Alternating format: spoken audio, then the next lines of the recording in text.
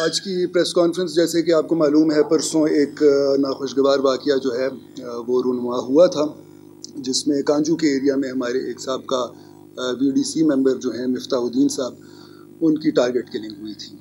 جیسے ہی یہ واقعہ ہوا، کیونکہ وہ VDC ممبر رہ چکے تھے تو اس کی ایک بہت زیادہ سینسٹیوٹی تھی، ہائی پروفائل کیس تھا۔ جیسے کہ آپ کو پتہ ہے سوات میں پہلے بھی VDCs جو ہیں وہ ٹارگٹ ہوئے ہیں، تو اس پہ ہمارے IG صاحب خیبر پختونخوا اور RPO صاحب مالاکنڈ نے نوٹس لیا اور احکامات جاری کیے کہ اس کو فوری طور پر ٹریس کیا جائے۔ ہم نے اس میں FIR رجسٹر کی، کیونکہ انیشیلی جو ہے اس میں ایک ٹیررزم کا بھی ایسپیکٹ جو ہے وہ ہمیں شک تھا کہ ہو سکتا ہے ملیٹنسی۔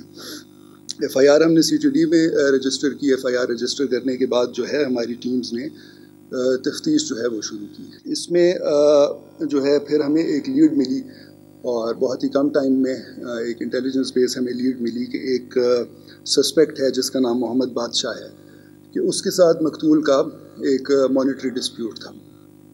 اس پہ ہم نے مزید جب کام کیا تو وہ بات ہمیں ٹھیک لگی۔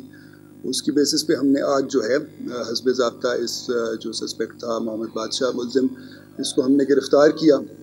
گرفتاری کے بعد جو انیشل انٹروگیشن ہوئی اس میں سسپیکٹ نے اپنا کنفیشن کیا کہ اسی نے جو ہے یہ کام کیا ہے۔ وجہ انات یہ تھی کہ کوئی ان کا پچھلے 1.5 سال سے 1,88,000 روپے کا کوئی لین دین کا تنازع تھا، جو کہ مقتول نے ان کے پیسے دینے تھے اس ملزم کے، تو اس وجہ سے جو ہے اس نے یہ ٹارگٹ کلنگ کی۔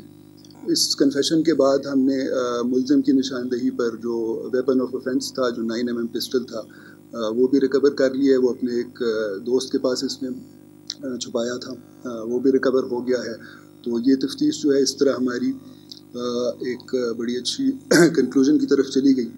اس میں ایک چیز میں پھر سے یہ کہنا چاہوں گا کہ یہ ملیٹنسی یا ٹیررزم کا واقعہ نہیں تھا، بلکہ یہ ایک پرسنل انمیٹی کی بیس پہ یہ ہوا تھا۔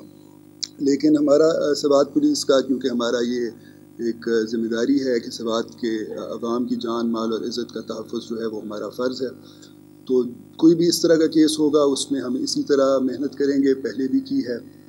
اس طرح کے کیسز کے انسداد کے لیے بھی جو ہے ہم اقدام اٹھائیں گے، اور ساتھ ساتھ جتنے ہمارے کو پرانے اگر کیسز رہتے ہیں ان کی بھی انشاءاللہ پروفیشنل طریقے سے تفتیش کریں گے، اور جتنے بھی یہ مجرمان ہیں ان کو کیفر گردار تک پہنچائیں گے۔ Thank you.